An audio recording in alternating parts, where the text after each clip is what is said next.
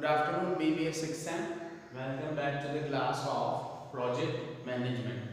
So, in the previous video lecture, we have started with the second unit of project appraisal.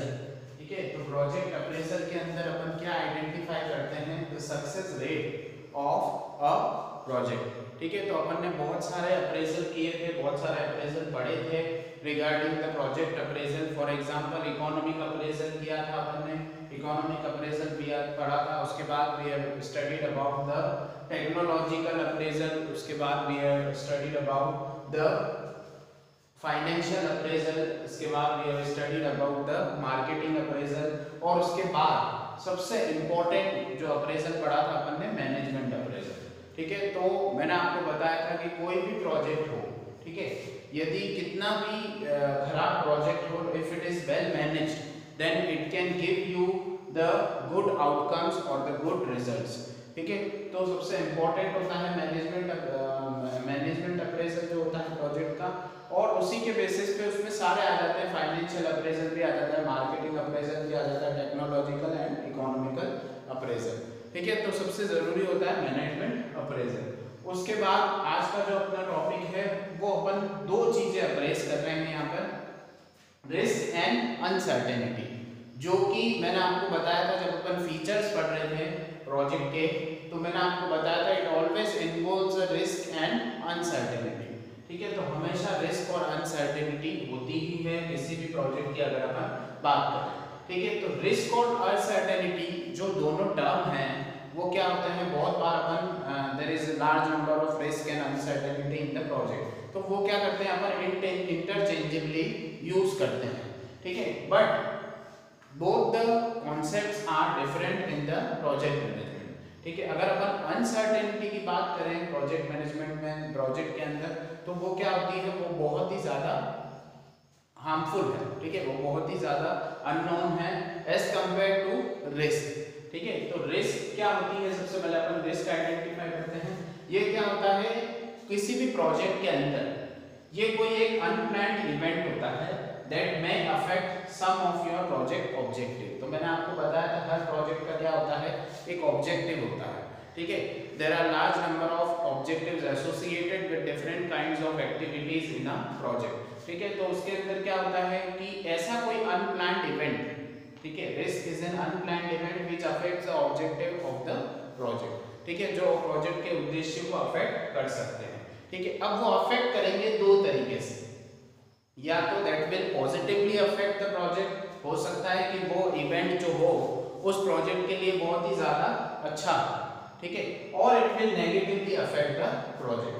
ठीक है, तो दोनों चीजें हो सकती है, it will be positive affect the project and it will negatively affect the project. तो दोनों जो सिचुएशन होगी, दोनों जो रिस्क होगी, उसके लिए अपन रिस्क रेस्पॉन्स स्ट्रेटजी तैयार करते हैं.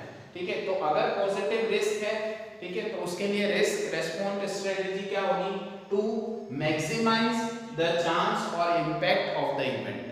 ठीक है, तो हम ये चाहेंगे कि वो रिस्क अगर अपन आइडेंटिफाई कर लेते हैं and if it is a positive risk, तो हम क्या चाहेंगे कि उस रिस्क की जो इवेंट की जो अकरिंग की जो प्रोबेबिलिटी है उसको अपन मैक्सिमाइज कर सकें और उसका जो इम्पैक्ट है उसको भी अपन मैक्सिमाइज कर सकें.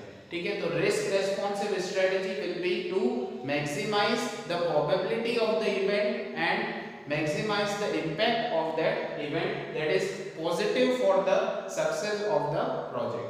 ठीक है, उसके विपरीत अगर नेगेटिव रिस्क होगी तो हम क्या चाहेंगे, मिनिमाइज द चांसेस ऑफ और the probability of that event, उसकी इवेंट की प्रोबेबिलिटी और चांसेस को अपन कम करना चाहेंगे, प्लस उसके इम्पैक्ट को भी अपन कम करना चाहेंगे.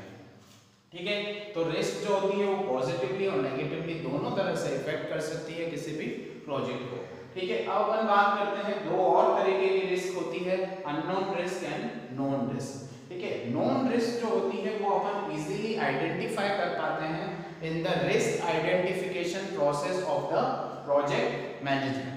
ठीक है, प्रोजेक्ट मैनेजमेंट के रिस्क आइडेंटिफिकेशन प्रोसेस के अंदर अपन उस नोन रिस्क को आइडेंटिफाई कर सकते हैं. ठीक है, और उसको आइडेंटिफाई करने के बाद अपन उस रिस्क के लिए कंटीजेंट प्लान बना सकते हैं। कंटीजेंट मतलब सिचुएशनल प्लान, कि अगर ये रिस्क आई तो हम इस तरह से इसको डील करेंगे। ठीक है, so the contingent reserves of the project are used for fighting और adopting to that contingency risk. ठीक है, जो नॉन रिस्क हैं वो अपन ऑलरेडी आइडेंटिफाई कर चुके हैं, लेकिन उसके लिए अपन ने एक कंटीजेंट प्लान रख रखा है कि अगर ये हुआ तो अपन ऐसा करेंगे। ठीक है, उसके बाद आता है unknown risk. Unknown risk is more uncertain और is more harmful for the project, because जो रिस्क आइडेंटिफिकेशन प्रोसेस होता है उसमें अपन उस अननोन रिस्क के बैकग्राउंड इंफॉर्मेशन को आइडेंटिफाई नहीं कर पाते हैं। ठीक है, तो अपन उसके लिए कोई भी प्लान तैयार नहीं कर पाते हैं। अपन केवल ये तैयारी कर सकते हैं कि अगर इस तरह की रिस्क आई तो हम ये कर लेंगे। ठीक है, सो वी कैन यूटिलाइज, हमारे पास कोई प्रॉपर प्लान नहीं होता है because of the lack of information of that unknown risk. ठीक है, उसके बाद आता है, ये था रिस्क के बारे में। उसके बाद आता है अनसर्टेनिटी। अब अनसर्टेनिटी और रिस्क कैसे डिफरेंट है? ठीक है, तो अनसर्टेनिटी को कितनी बार बोलते हैं कि ये अननोन रिस्क के अंदर आता है, लेकिन ऐसा नहीं है।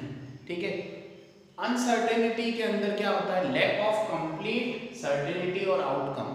ठीक है, किसी भी प्रकार की सर्टेनिटी नहीं है, किसी भी प्रकार का आउटकम की अपने को नॉलेज नहीं है कि किस तरह का आउटकम आने वाला है। ठीक है, तो ऐसा कहा जाता है that uncertainty is unknown risk, लेकिन वो भी अननोन रिस्क भी नहीं है, it is more beyond the unknown risk. क्योंकि अननोन रिस्क के अंदर अपने को क्या पता है? There is always certain kind of background information. Background information unknown risk में होती है, लेकिन हम उसे आइडेंटिफाई नहीं कर पाते। ठीक है, because that is not known, हम उसे आइडेंटिफाई नहीं कर पाते हैं। लेकिन अननोन अनसर्टेनिटी के अंदर क्या होती है? बैकग्राउंड इंफॉर्मेशन भी नहीं होती है। ठीक है, तो उसे हम आइडेंटिफाई करना पॉसिबल ही नहीं होता है। ठीक है, तो अनसर्टेनिटी जो होती है that is beyond the unknown risk, and risk and uncertainty are the part and parcel of the project. ठीक है, अब अननोन रिस्क और अनसर्टेनिटी के अंदर क्या है कि जैसे अपन एक एग्जांपल लेते हैं, दो बड़े देशों के बीच में एक फुटबॉल मैच होने जा रहा है। ठीक है, तो फुटबॉल मैच होने जा रहा है, एक सिचुएशन ये है कि दोनों टीमों में कौन कौन से प्लेयर्स होने वाले हैं। ठीक है, ये हमें पहले से पता लग जाता है। ठीक है, तो हमें कहा जाता है now can we predict which team is going to win, whether A और वेदर बी।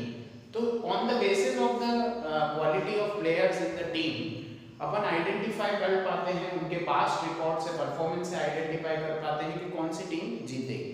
ठीक है, तो ये हो गया नॉन रिस्क। ठीक है, दिस इज अ रिस्क। ठीक है, और अनसर्टेनिटी क्या होगा कि हमें केवल ये पता है कि दो देशों के बीच में फुटबॉल का मैच होने जा रहा है। ठीक है, अब कौन सी टीम में कौन से प्लेयर्स जाने वाले हैं ये हमें नहीं पता है। ठीक है, so everything is uncertain, so it is very difficult to predict that which country is going to win the football match.